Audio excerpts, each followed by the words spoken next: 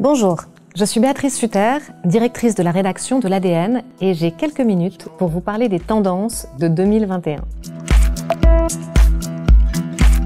À l'ADN, nous nous intéressons aux tendances, mais pas à n'importe lesquelles, celles qui émergent depuis le numérique. C'est un point de vue qui a été particulièrement riche cette année, car cette période de pandémie a profondément bouleversé nos usages et dans cette tempête de nouvelles tendances, le numérique a joué un rôle central, énorme. Clairement, en 2021, nous sommes tombés les deux pieds dans la matrice et nos habitudes se sont véritablement hybridées avec les outils du numérique. Pour cette présentation, nous retiendrons trois chocs majeurs. D'abord, l'émergence d'une nouvelle cartographie du web. Ensuite, la naissance du web 3.0. Et enfin, l'avènement d'un consommateur de troisième type, le conso trader. Tendance numéro 1, l'émergence d'une nouvelle cartographie du web. Évidemment, les grandes plateformes restent incontestablement les géants du web. Les GAFAM, Google, Apple, Facebook, Amazon, Microsoft ont affiché cette année des résultats historiques. Au cumul, leur valorisation a plus que doublé. Elle est passée de 3 500 milliards de dollars en mars 2020, ce qui représentait déjà plus de 2 fois la valorisation du CAC 40, à 7 600 milliards de dollars un an après. C'est plus de 3 fois le PIB de la France, qui en 2020 affiche une baisse de 8,3%. Mais cette écrasante domination des GAFAM n'est pas le phénomène le plus remarquable de cette année. Le phénomène le plus marquant, c'est le développement de nouveaux acteurs qui, eux aussi, ont connu des croissances folles de leur audience comme de leur valorisation. Ensemble, ces plateformes redessinent la cartographie du web et surtout imposent de nouveaux modèles. Parmi ces gagnants, nous en citerons 3 qui semblent particulièrement emblématiques. Commençons par Vinted. Vinted, c'est la plateforme de vente d'occasion qui réinvente la distribution.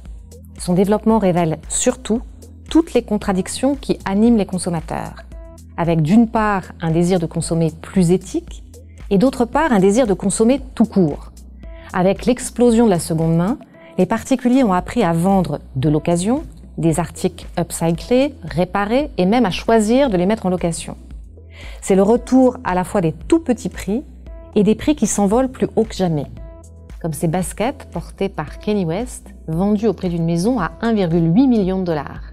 Bref, au final, la seconde main est moins la victoire d'une économie dite circulaire qu'une véritable extension du domaine de la vente. Poursuivons par Twitch. Twitch, c'est la plateforme de streaming qui réinvente la télévision. Son développement repose, comme celui de Vinted, sur les particuliers. Twitch est au cœur de l'économie dite de la passion, avec des gens qui passent un temps considérable à créer des contenus que d'autres aiment regarder, généralement en direct. Mais alors, qu'est-ce qui distingue Twitch de YouTube ? 2 choses. D'abord, la sortie du modèle de la publicité. Ici, ce sont les fans qui s'abonnent à leur chaîne préférée et Twitch qui se contente de toucher sa commission. Ensuite, c'est la capacité de Twitch à générer des conversations entre celui qui est filmé et ceux qui le regardent. Twitch, c'est la victoire de l'hyper-conversation. Une conversation en direct, sans phare et plus horizontale que jamais. Finissons par Roblox. Roblox, c'est la plateforme aux 18 millions de jeux qui réinvente le business du jeu vidéo. Son développement repose sur une communauté de développeurs qui créent des jeux à partir d'outils mis à leur disposition par Roblox. Ces jeux sont destinés à un public très jeune et ils sont gratuits. La plateforme a également développé sa propre monnaie et toute sa fortune repose sur un système de microtransactions. Les jeunes joueurs pourront acheter en monnaie numérique des objets numériques pour habiller leur avatar numérique, évidemment. C'est l'économie full numérique, l'économie des avatars. Alors pourquoi ces 3 plateformes nous paraissent remarquables ? Parce que leur croissance souligne la naissance de ce que certains VC de la Silicon Valley appellent le Web 3.0. Et ce sera notre tendance numéro 2, la naissance du Web 3.0. Comment définir le Web 3.0 ? C'est évidemment le prolongement naturel du Web 2.0, mais il consacre de nouveaux modèles d'affaires. Je vous propose de détailler 5 de leurs caractéristiques. Premièrement, le Web 3.0 fonctionne sur des business qui se font de pair à pair. C'est la fin des modèles publicitaires. Ici, il s'agit de faciliter les transactions entre internautes et de se rémunérer sur les ventes réalisées. On parle toujours de micro-paiements qui impliquent de petites sommes. Vinted touche une commission sur les ventes de t-shirts, Twitch sur les abonnements que les streamers vendent à leurs fans, Roblox sur les microtransactions que les joueurs activent dans les jeux. Deuxièmement, le Web 3.0 parie sur le développement des monnaies numériques. On voit apparaître des monnaies spécifiques aux plateformes. Sur Roblox, par exemple, les paiements ne peuvent se faire que dans la monnaie de la plateforme, le Robux. La valeur de la monnaie est fixée par la plateforme elle-même, ainsi que ses conditions d'achat et de revente. Un système qui n'avantage pas forcément l'internaute et qui, par ailleurs, est une manière extrêmement efficace pour le fidéliser. Troisièmement, le Web 3.0 valorise les produits, dit no-code. Toute la valeur des plateformes du Web 3.0 repose sur la qualité et la quantité des contenus faits par les internautes. Elles ne produisent rien, mais elles fournissent un environnement et des outils qui favorisent l'usage des créateurs de contenu comme de celui de ceux qui les regardent. Pour fidéliser les développeurs de jeux, Roblox par exemple, met à leur disposition des outils relativement simples à utiliser et qui ne nécessitent pas de grandes compétences techniques. D'où cette expression de no-code. Quatrièmement, le Web 3.0 signe le renouveau des métavers. Alors depuis l'expérience de Second Life, on pensait que la mode des métavers était passée, mais avec des univers comme Roblox, on constate au contraire leur grand retour. Ici, la jeune génération apprend à vivre dans ces sortes de cyberespaces où ils se déplacent en format avatar et peuvent simuler toutes les activités du monde réel. Passons à notre tendance numéro 3, la naissance des conso-traders. On l'aura compris, l'étude des nouveaux géants du web permet de comprendre quels sont les nouveaux modèles de business. Mais c'est aussi l'occasion de détecter les nouvelles pratiques de consommation. En 2021, le consommateur a beaucoup changé. Il est devenu un véritable trader, un conso-trader en quelque sorte. La tendance a émergé avec la pratique de la seconde main. Avec des plateformes comme Le Bon Coin, le consommateur a appris qu'en plus d'avoir le pouvoir d'acheter, il pouvait également acquérir le pouvoir de vendre.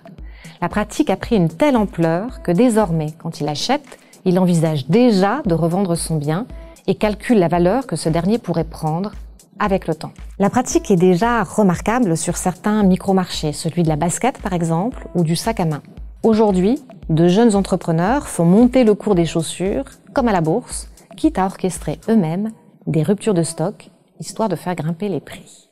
Mais la tendance va encore plus loin.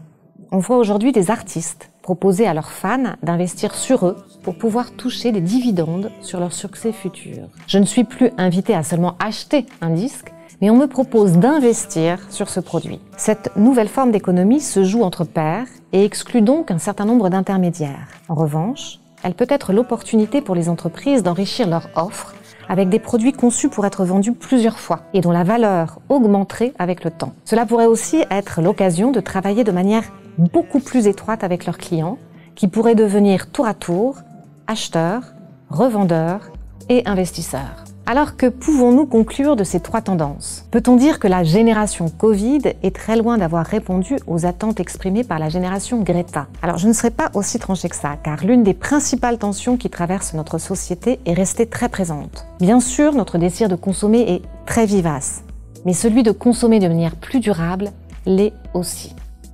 Le développement du Web 3.0 a permis de faire émerger une consommation d'un troisième type qui donne aux consommateurs une autre place, plus active, plus engagée et dans laquelle ils pourraient bénéficier d'une part des revenus. Reste à inventer des modèles d'affaires vertueux qui utiliseraient ces nouvelles modalités.